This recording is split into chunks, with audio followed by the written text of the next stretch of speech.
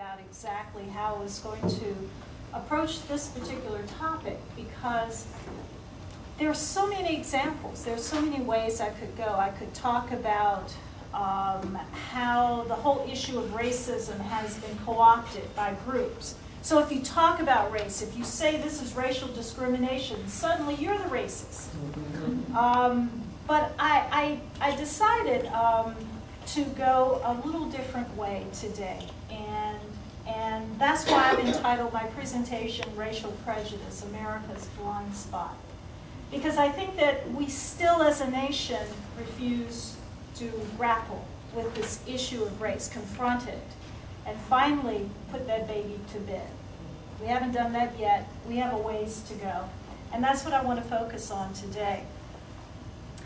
What does it say about a nation when the leading Republican candidate publicly and repeatedly questions the President of the United States' citizenship and intelligence, despite the fact that his state of birth certified him almost 5 years ago when he was running to become President of the United States?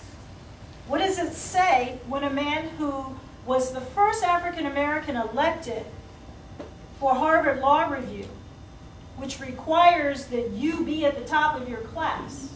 This man graduated magna cum laude in 1991, is questioned about his intelligence or even presence at that particular law school.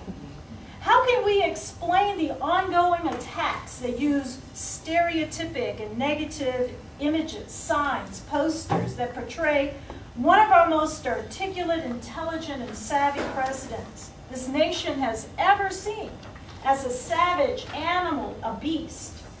There are many reasons to explain Barack Obama's election as president: his penetrating intelligence, his wonderfully orchestrated campaign, and his life devoted to public service, in which each action was like a brilliant chess move by a master game player. In fact, that's what he continues to do as president. When everyone is focused on one issue, he moves in this other issue, such as what he did with the policy in Cuba. And yet, even the Republican vice presidential candidate during the 2008 election derided his public service as an illegitimate farce. Within hours after Barack Obama was declared the new president of the United States, America's airwaves were awash with pundits announcing that racism was officially over, and we're now a post-racial society. For people throughout the world, Obama's election actually signaled a new era in their minds, that of an end of racism in America. His election was a momentous occasion, and one would have hoped a milestone on the road to reconciliation. Yet segments in America cast an ominous shadow over the democratic process following the election. Calls were made by conservatives to end all programs that monitored race issues and programs that provided special benefits to different minority groups. Added to these calls were the media's stumbles in attempting to address racial issues. Since Obama's election, the media has struggled with how or whether to give substantive attention to issues involving minorities or the complexities of ongoing American racism. It seems that instead of directly addressing America's nuanced racism, pundits, whose popularity rests on stoking the fires of racism, have enhanced America's still lingering racist angst. In the face of racism's regained popularity couched in old nativist terms such as the birthers argument and anti-immigration advocacy, the general media has retreated, ignoring heightened racial tensions and calls for a purified America. Part of this problem was connected to the lack of diversity, and ongoing lack of diversity, I might add, at the major news outlets and mainstream media. And by the way, most people don't notice this because they still put black faces at the forefront, and you don't see who are the people actually writing the scripts. The recession, which reached its deepest level just prior to Obama's 2009 inauguration, canceled or scaled back many of his minority recruitment programs, lessening even more the diverse voices needed to provide more inclusive news coverage. So is all of this racism? Isn't America, as so many pundits and news commentators heralded in loud and universal voice in November 2008, now beyond discussions of race, now that we have elected our first African-American president? One need only look to the numerous racial subtexts in the attacks against President Obama to find the answer. No other president has had constant attacks, not only against his policies, but his personhood. You see, racism is not only about skin color. It is more often about disrespect. I see it in the supporters of the birthers movement who stir up doubts about Obama's citizenship. I see it in the furor over the President of the United States speaking to the nation's school children about studying and working hard. It's evident during Obama's first State of the Union address when a white congressman from the South stood up in Congress and shouted to him, "You lie." And rather than a national outcry against this individual whose uncivil actions were beneath anybody elected to that office, many congratulated his behavior, throwing campaign dollars his way as a guarantee that he would remain a voice in Congress. Almost 20 years ago, a legal scholar, writer, civil rights activist by the name of Derek Bell, he was actually the first African-American who was hired as a lawyer at Harvard Law School. He wrote in his book, Faces at the Bottom of the Well, that, quote, "Throughout American history, whites have used racism against blacks as a social bond and stabilizer. And unlike some of those who are optimistic, Bell believed that despite the decline of visible signs of racial discrimination, racism against blacks is permanent and a defining feature in American life."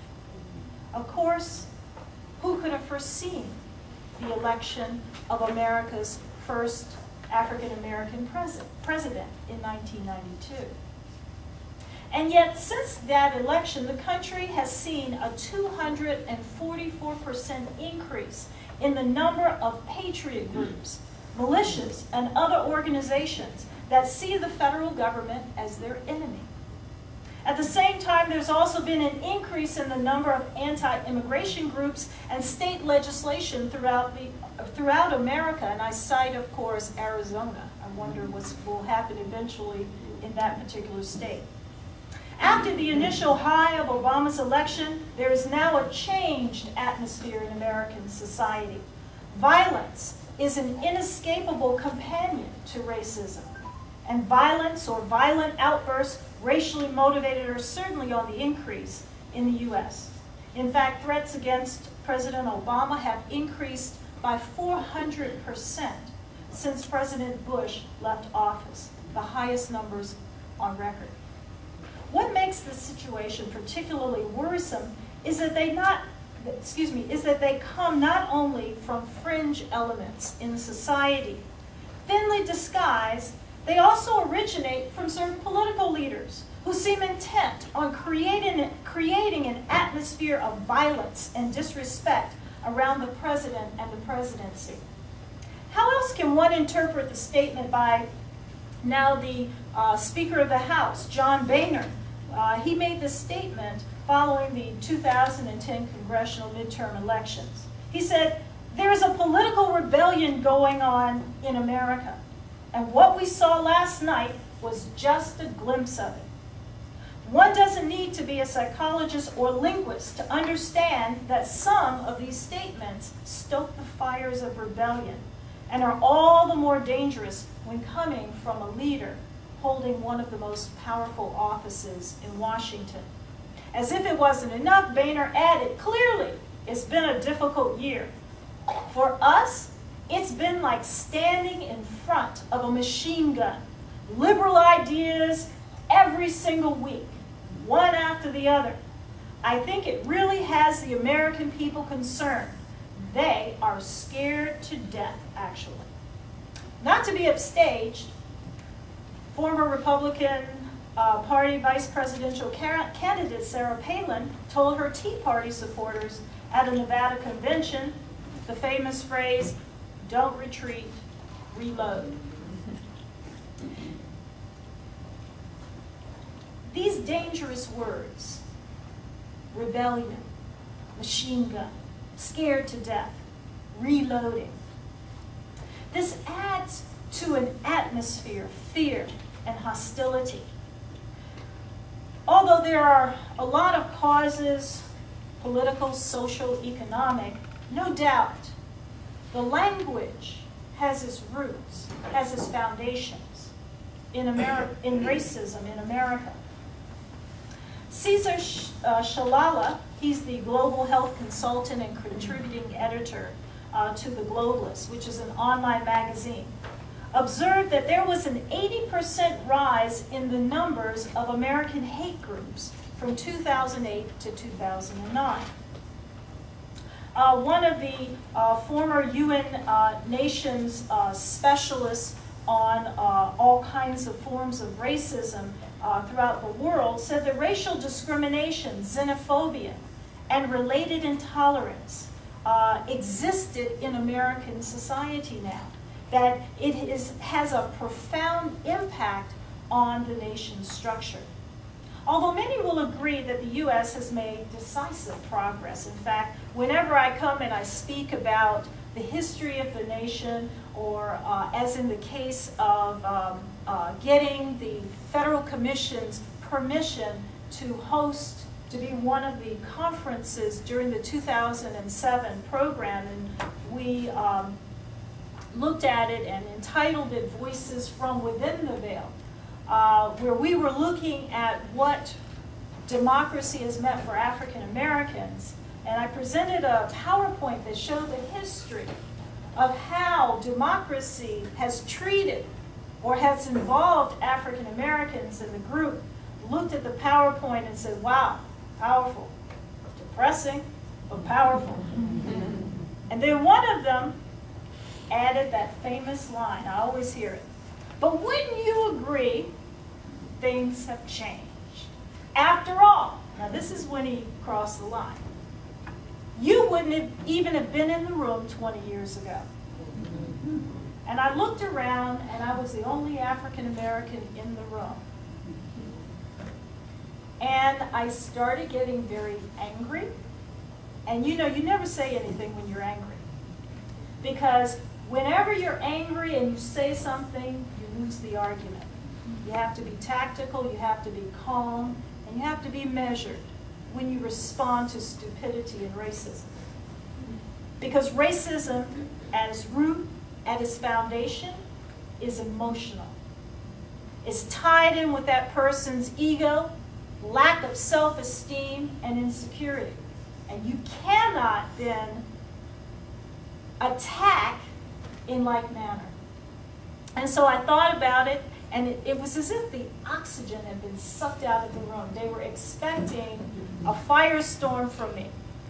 And I looked around the room very visibly, and I said, well, you know, as a historian and as an African American woman, we still have a long way to go.